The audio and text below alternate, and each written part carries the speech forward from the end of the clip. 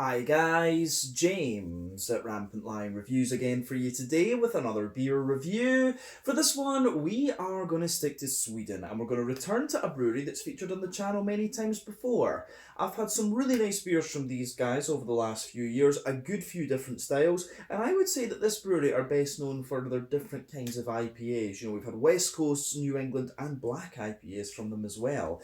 Now, the beer we're going to have a look at today is a style that I have had from them before, albeit not in quite a while if memory serves me correctly. It is one that I know they can do very well, and it is also one of their latest releases through Systembolaget here in Sweden. So, needless to say, I'm very curious to see what this one is going to have in store for us. Hopefully it's another good beer, hopefully it makes for an interesting review, and as always I hope that you guys enjoy my take on this one as well. So yeah, for this review then, we are going to head up toward Gothenburg once again. Göteborg, as you would say in Swedish, the Swedish craft beer capital up there on the west coast. Got to get that Gothenburg catchphrase in when we're reviewing the Gothenburg beers because it is just channel tradition these days. But for this review, we are going to return to Spike Brewery. So this particular beer is called Rebels Without a Pause.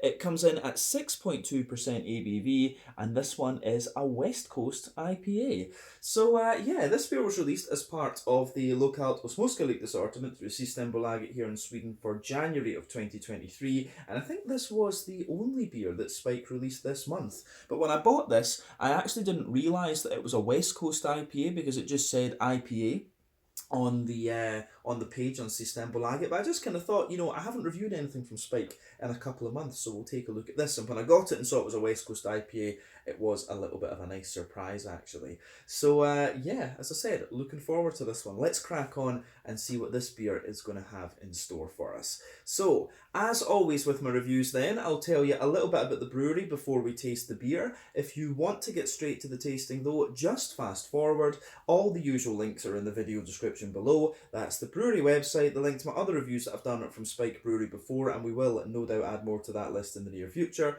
But there's all the usual social media down there. If you want to see more reviews, do please consider subscribing to the channel. The support you give is massively appreciated, and remember you can always go into the channel homepage and search for beer using the geography tagging system. Just go up to the search bar, put in your hometown, state, county, prefecture, whatever it is that you like, and if I've reviewed beers from your local area, they will pop up. Failing that, you can check out the playlist of beers from different countries. You'll find this one in the Swedish playlist along with many other things, and there are of course many lists from different countries. But yeah, let's go on to my brewery notes then, and we'll talk a little bit about Spike Brewery. So, Spike Brewery, as I've mentioned to you already, are based in Gothenburg, Göteborg, up on the Swedish west coast, and the company was founded back in 2014 by Mats Westberg, Marcus Axberg and Martin Johansson. So all three of these guys had previously worked in the IT industry, but it's now only Mats and Marcus that are still active in the company, and they've also added David de Sursi, who came into the company and is now the CEO. So the main brewer until March of 2021 was Bernardo Gava from Brazil, and he trained in brewing at VLB in Berlin and joined the company in 2017. But at the moment, these guys are producing around 250,000 litres of beer per year, but they do use a significant amount of volume for contract brewing other breweries' beers as well. But the brewery can be found in the old Slakthus in the Gamlestaden area of Gothenburg, and they had an on-site tap room which was opening on Saturdays and served food as well. But in November of 2021, they announced they were going to move to another unit just across from the first brewery, and in the new facility they're going to be able to produce 500 to 600,000 litres of beer per year, and they'll also have a 150-seater restaurant, and they'd almost completely moved into the new premises by mid-2022. I haven't seen anything about them having this place fully up and running at the moment. But the current brewer is Carl Janrud, who previously worked for Beer Smiths, who are well known in the Gothenburg area, but he also worked under Bernardo for a period of time as well. But as of January 2023, when I'm filming this review for you, these guys have produced 150 different kinds of beer. And like I said to you, they are known for a few different things. I mean, I've had quite a few different kinds of IPAs from Spike Brewery. They do some really nice hazy IPAs, particularly the ones that have business in the name.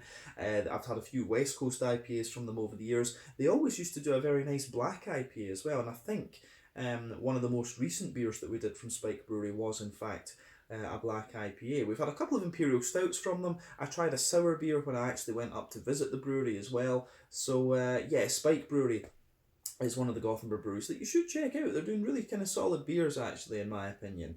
But yeah, I think that is everything I can really tell you about Spike Brewery for the moment. If you want to learn more about these guys, you can, of course, check out the brewery website. You can follow them on Facebook and Instagram to keep up to date with all the latest goings on. And you can check out the Rate Beer, Untappd, and Beer Advocate pages to learn a little bit more about all the different beers that these guys have done. So yeah, let's get on and actually have a little look at the beer itself. So first off, I'll give you a wee look at the can art for this one. So you can see this beer is a 440 milliliter can. We've got the nice kind of graffiti style artwork that we've seen from Spike Brewery in the past. You can see on the side of the can there is the Spike Brewery symbol, which is quite nice. Plain silver top on the can, but with a black ring pull. And like I said to you earlier, this beer is called Rebels Without a Cause, Rebels Without a Pause, a West Coast IPA.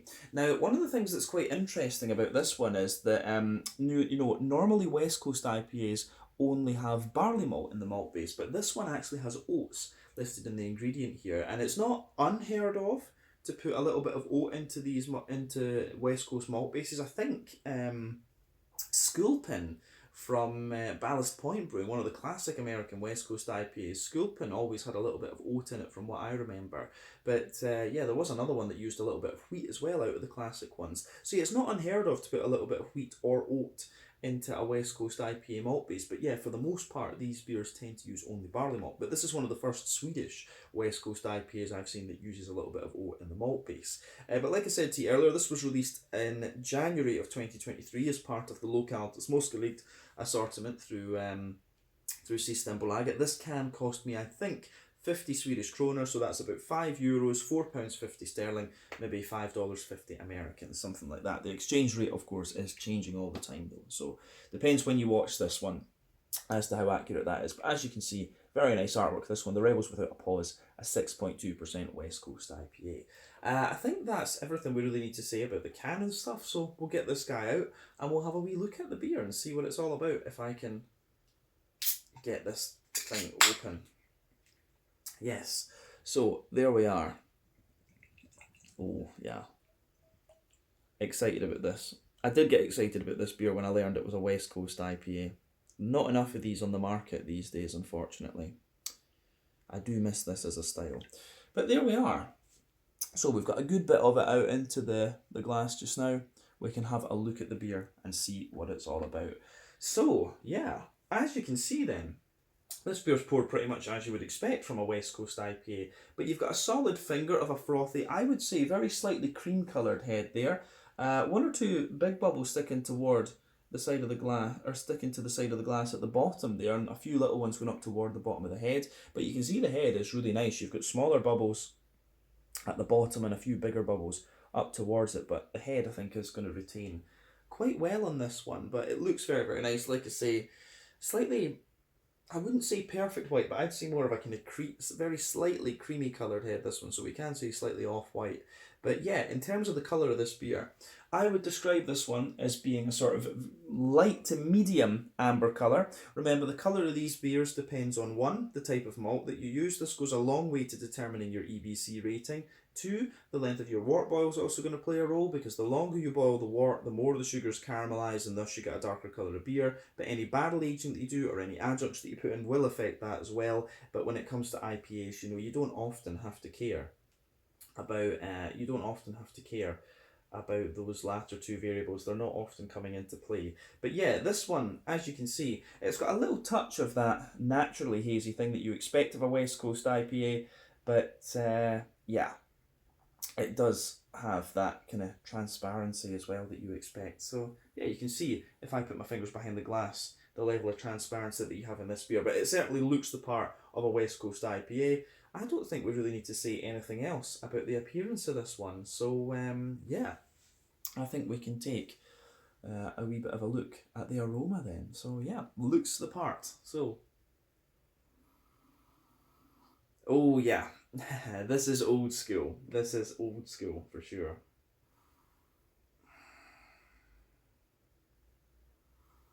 Yeah, first impression of this is very positive. So on the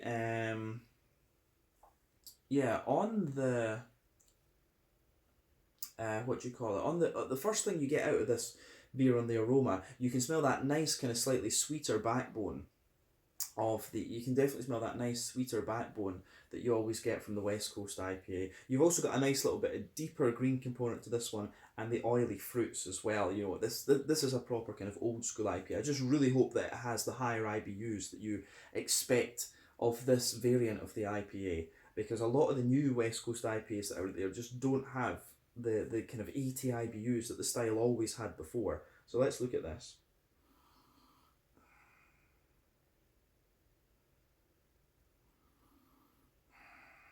But yeah, this is good. So let's break the beer down and just describe the aroma a wee bit more in depth. So, backbone of the beer, you absolutely get a little bit of that kind of fresh but slightly grainy white bready bread crust. So yeah, so a nice kind of fresh grainy bread crust out of it. Little touch of woodiness in there, little touch of kind of Jacob's cream cracker as well. But yeah, the way the aroma goes together in this beer is pretty damn nice, I have to say that. Yeah, it gets a big thumbs up from me for sure. So on the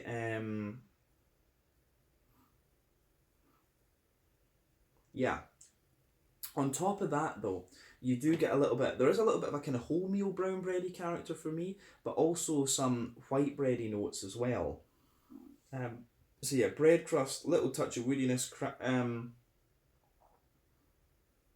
Yeah, little touch of that Jacob's cream cracker sort of thing. Then you've got kind of a sweet wholemeal brown bread, and then a lighter white bread above it. But then you start to get the kind of sugary notes, the brown sugary notes that you expect of the West Coast IPA. So for me, this one's quite interesting actually, because it has a little bit of that. It does just have a little touch of a straight up sweet caramel in the middle of the nose, but then you get more of a kind of biscuity note out of this beer. This one really has a lot of that McVitie's digestive biscuity character coming out of it. So yeah, it smells like the oily stuff that holds a McVitie's digestive biscuit together. But yeah, aroma wise, I think this is really nice.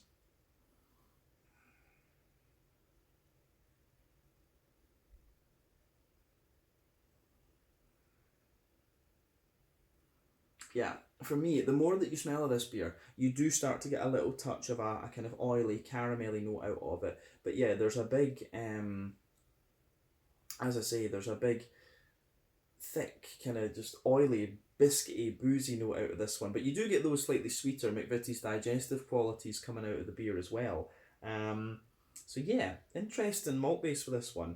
You can smell a little bit of the smoothness in this too from the oats, I think. You can just smell a little bit of that slightly smoother white bready character. But yeah, I think that's everything we need to say about the malt base in this particular beer. But one thing I would always point out about West Coast IPAs, for me, these can lean two ways. They can sort of be more biscuity and bready, such as the Pliny the Elder from Russian River, or they can be more oily and caramelly, such as the Torpedo from Sierra Nevada. Those are, for me, those are things to think about with this particular beer style. But with the green component in this one, you can smell this beer has had a good little bit of early edition hopping. So I'm quite hopeful that this beer will give us some of that deep dankness that I would want, at least from the style. But yeah, remember, when it comes to hopping your beers, there are three different kinds of hopping. Early edition hopping within the first hour of the wort boil, that gives you mainly bitterness. Late edition hopping within the last half hour of the wort boil, that gives you a little bit of bitterness, but mainly flavour and aroma. Then you've got dry hopping, which takes place after the wort boil. That's all about the that's all about the that's all about flavour and aroma. When it comes to West Coast IPAs, back in the day they always relied on all three. They used all three quite a lot actually. But New England IPAs tend to use just sometimes a little bit of early edition hopping, but they rely mainly on late and dry hopping. But yeah, with this one, you've got a little bit of interesting dankness to it, I would say, which is what's piquing my interest with this beer for sure. But yeah, you've got a little bit of earthiness in there. There is a little touch of a kind of deeper pine resin to this one, but for me, it's more of a Sorry about that, guys. The alarm on my phone started going off as I was filming. Don't know why, but there we go. Yeah, so anyway, as I was saying, the green component with this beer, like I say, you do get a little bit of that deeper kind of pine resiny character out of this one, but it really leans more toward a kind of big floral aromaticity for me. It's got a good bit of brightness to it, but at the same time, it has got that depth to let you know, yeah, it's early edition hops that have been added into this one. Yeah, so I like that. At the front of the nose, though, you definitely get more of that zesty, kind of grassy character as well. And then you've got the big oily fruits just sitting in behind this. Yeah, I do like how that goes together, absolutely. So, on that, yeah, on the fruity side of things, there's something that tells me this beer has hops that are very familiar to me. It actually smells a little bit more like a kind of old school sea hop IPA, this one. So I wouldn't be surprised if it's a little bit of, I get a feeling there's a bit of Cascade in this one. And I think it might be something like Citra and Simcoe and potentially just a little bit of Mosaic. Although, because I get a wee bit of earthiness out of the beer and I do get a wee bit of orange, but it doesn't strike me as being zesty enough to be Amarillo, which would be the more old school option for orangey notes. But certainly with this beer, you get a little bit of that grapefruit. I am getting some of the kind of sultana and slightly figgy notes that you get from Cascade. But yeah, a little bit of grapefruit, a more oily passion fruit, some kind of more oily mango as well, and a bit of pineapple. And then on the fruity side of things, you absolutely have a little bit of that. Yeah, you absolutely have a little bit of that. Kind of more orangey and slightly limey citrus. I do think citrus in this one. There's just quite a bit of stuff in this. The fact that you've got the oily mango, the bit of passion fruit and grapefruit, and then the kind of oily lemon limey character, that makes me think Citra in this one. But I think there's a wee bit of Mosaic in there as well, and potentially a little bit of Cascade and something else as a bittering hop maybe. So yeah, it's something like that, I think. So yeah, like I say, a little bit of passion, a little bit of stronger grapefruit, oily passion fruit, oily mango in there, some sultana kind of figgy notes underneath from what I suspect is Cascade.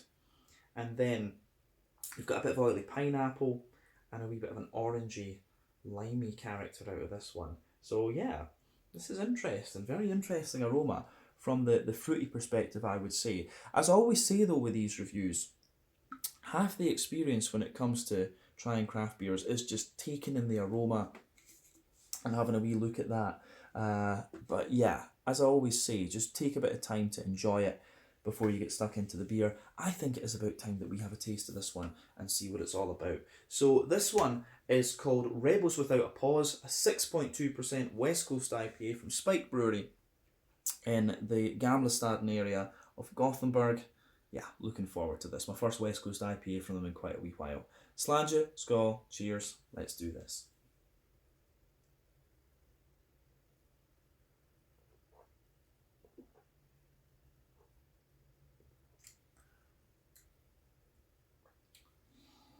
Yeah, that's pretty solid. I will say straight away, on first impression, we'll see if it builds, but this West Coast IPA, it does have a little bit more bitterness, but it does feel more like one of the kind of modern takes on the style where the bitterness has been taken down. So yeah, the flavour of this one's good, but I can feel the bitterness start to build a little bit in this one. So we'll see how that progresses.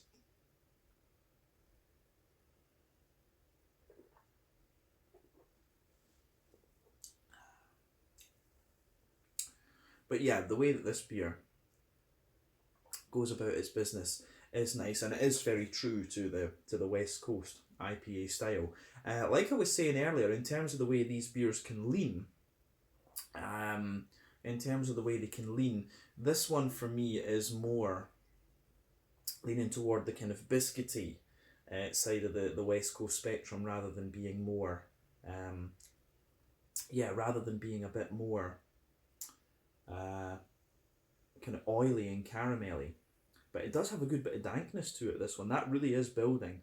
And that, I have to admit, it's always interesting with doing these reviews because, you know, your palate does change over time. But yeah, it kind of amazes me a little bit that with the West Coast IPAs, I find quite often these days that the bitterness takes a wee bit of while to come out on my palate, whereas it never used to. I used to find them really quite bitter on the impact. So yeah, bit of food for thought there, I guess.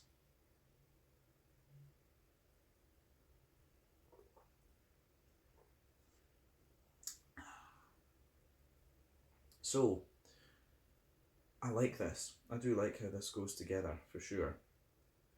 Yeah. On the let's take this beer. As I say, this beer for me, it gives you the dankness and deepness you want from the style. It gives you that little bit of sweetness, and you've also got the oily kind of juicy fruits. Actually, the fruits are a lot brighter than I thought they were going to be. But let's break this beer down and describe it a wee bit more in depth for you then. So, middle third of your palate, you've got a nice little bit. You've got a nice little bit of that kind of fresh white bready bread crust there. That forms the backbone of the beer. It does give you a little touch of graininess the further into the aftertaste that you go as well. Pardon me. So yeah, that is quite nice how that goes together. But yeah, a little bit of grainy bread crust in there. Toward the front of that middle third of your palate, you'll get a little touch of woodiness out of the beer. And then potentially a little bit of there's a little touch of a crackery note within that as well. But above that, you start to get the more you get a little bit of a wholemeal brown bready layer. You can feel that that layer is quite dense, but it's also got a little touch of sweetness to it as well. Yeah.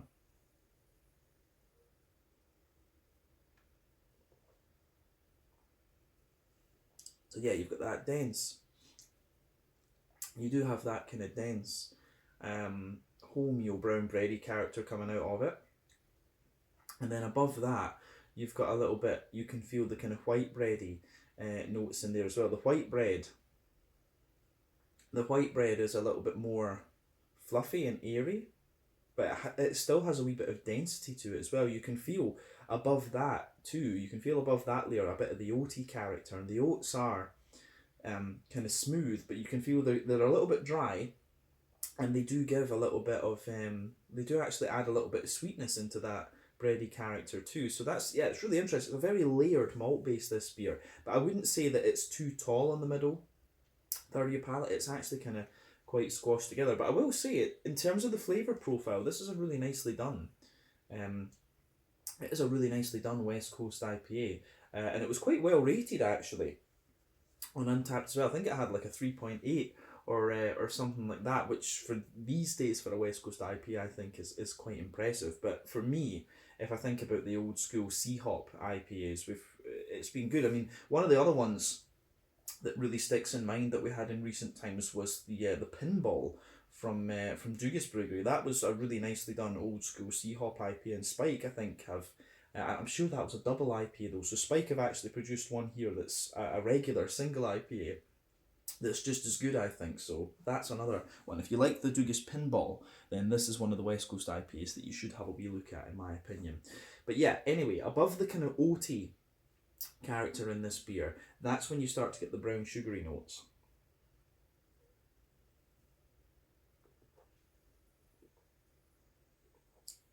So yeah, the brown sugary notes that you get in this beer are quite interesting. So if you go to the dead center, you've kind of got like above the oaty layer in this beer, you can feel you've got that nice you've got a nice kind of sweet circle in the middle of your palate. So in the dead centre of your palate, you can feel that oily, boozy, caramelly note.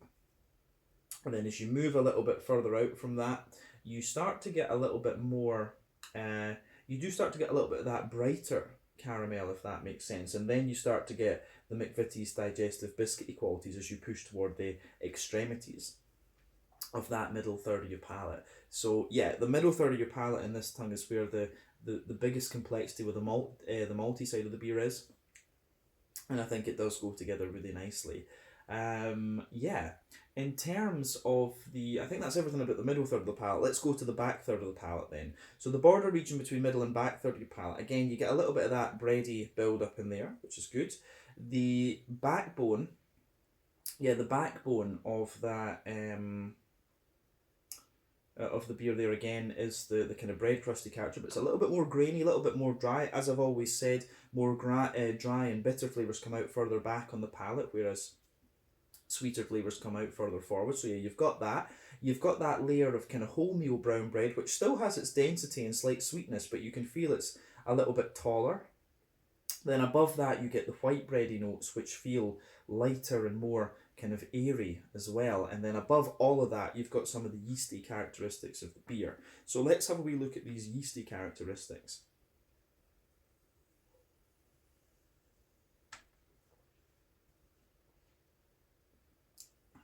So yeah, the yeasty side of this beer, it is, you get a little bit of this, like it's like a very light white bread, but it's got this kind of honeycomb flavour wrapped to it. I don't know what it is. On the back of, I always seem to get this kind of light bready honeycomb flavour. There's a little bit of like cracker and very slightly woody element in there as well from the yeast. But that sits above the kind of white bready layer that I was talking about earlier on. I always seem to get these flavours in IPAs from the yeast. You guys might perceive them differently. This is what I always say, is beer is very subjective. People will pick up different flavours in different ways. But yeah, the malty and yeasty side of this beer is really nice and pretty old school, actually. And that's what I like about the West Coast IPAs. You do want them to be kind of a bit more old school and true to how these beers were back in the day, if we can call it that. But definitely, back third of the palate, you can feel the flavour is taller. Then as you come further forward, it just condenses down and squashes together that little bit more into the middle third of your palate. But yeah, I like this. In terms of the hoppy side of the beer, then, so back corners of the palate, definitely a good little bit of earthiness to this one.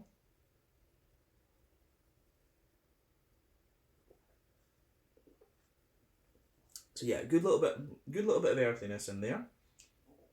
As you move further forward, it gets a little bit herbal, and then as you push further forward, you've got a nice kind of piney resinous character coming out of this one. So yeah, the way that goes together is really quite nice.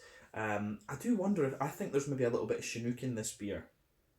When I see the way the green component in this one is, I do suspect there's a bit of Chinook in this one. This could be an old school sea hop IPA. It wouldn't surprise me if that's what it is. But yeah, as I say, a little bit of earthiness in there.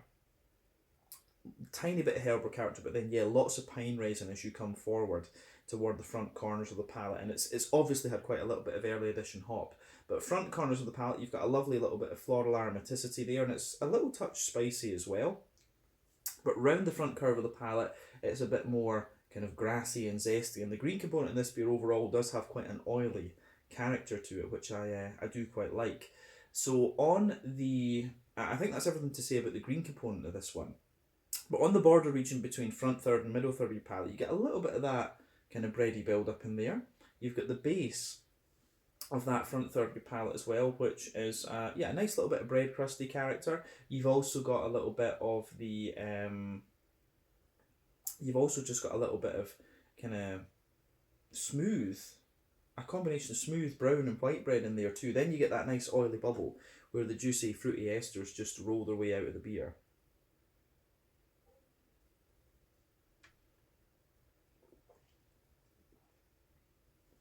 So I do like that about this beer as well.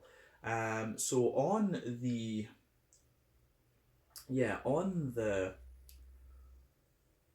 fruity side of things, then, like I say, I do suspect, I think this could be for the most part a sea hop IPA, but it would not surprise me if there's a bit of mosaic in this one. I'm still, I think it's a bit, it just doesn't strike me as Amarillo. There is an orangey character to this one, but to me it's not quite oily enough to be Amarillo. I'd love to know what hops they used in this beer, but unfortunately they don't disclose that.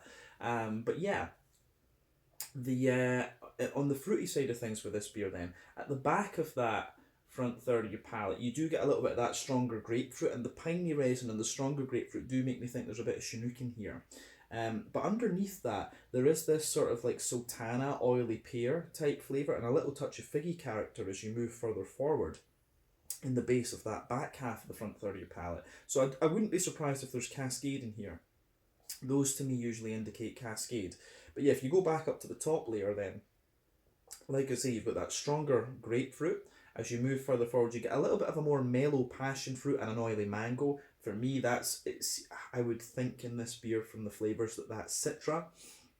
And then as you move to the middle of that front third of your palate, there's just a little touch of a pineapple-y sort of thing going on for me. But then as you move into the front half of the front third of your palate, the beer becomes distinctly more kind of orangey or tangerine. So I think it's mosaic, and there's a little bit of lime and as you reach the kind of front tip of the tongue with this beer as well, which could be Citra itself. There's a few things that you could have for lime. Equinox would be one, Motueka from New Zealand would be the other. There is a good little bit of limey character there underneath the tangerine orange for me. So yeah, there's part of me wants to say this is an old school sea hop beer with like Citra, Chinook, Cascade.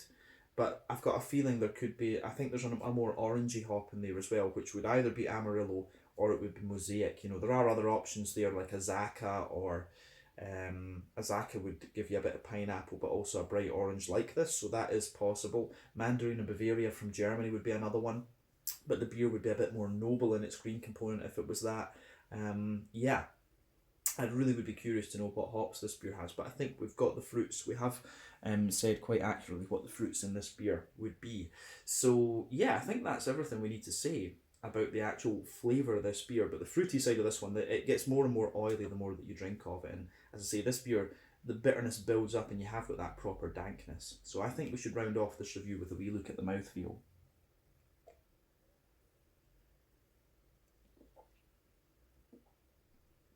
So, mouthfeel wise, this beer, it's kind of mid-bodied, top end of mid-bodied. The carbonation's very smooth, it's got a lovely cleanliness to it, but it has that kind of slick, oily character that you want of a West Coast IPA, so that gets a thumbs up from me. And you also have, in the malt base, like I said, this is one of these more kind of biscuity, kind of bready leaning West Coast IPAs. So yeah, it really has that. You've got the graininess in there, you've got the smoothness, you've also got the sweetness and a bit of the booziness that you want from this style as well. For me, this beer actually feels a little bit boozier than it is. If you gave me it blind, I would probably think it was about 7. I would think this was maybe a double West Coast IPA. So it does show its boozier side a wee bit more. But yeah, the IBU count in this one's a little bit hard to place. I would think this is about 60-ish IBUs, maybe 70. I don't think it's the full 80, 90 that you used to get from this style, but it definitely has a wee bit more of that bitterness to it, and you can tell from the dankness in this beer, it has had the early edition hops that we always associated with this style. So yeah, it does give you that kind of more dank bitterness that you want of a West Coast IPA, but you've got that lovely oily fruity character and a little bit of the boozy kind of brown sugar and things like that as well. Yeah, I do like how this one, I do like how this beer goes together actually, so it gets a big thumbs up from me. I certainly wouldn't hesitate to drink this again, and as I've always said, Spike are very good when it comes to different kinds of IPAs. Their New Englands are always good, especially the ones that have business in the name. I don't know why those seem to be better than the other ones, but those are always really solid. The West Coast IPAs always turn out pretty nicely, and they used to do a very solid black IPA as well. So yeah, I think we can leave it at that for this review. This was the Rebels Without a Pause, a 6.2% West Coast IPA from Spike Brewery in Gothenburg, up on the Swedish west coast. Really enjoyed this one. So yeah, once again, thank you for watching my beer reviews. Until the next time, please like, subscribe, share, all the usual YouTube stuff. Let me know your own thoughts on this beer in the comments section below. Let me know what your favourite beers are from Spike Brewery as well. We will return to these guys at some point soon, but in the meantime, check out my social media, check out theirs, and I'll catch you guys later. Slàinte, skål, and cheers.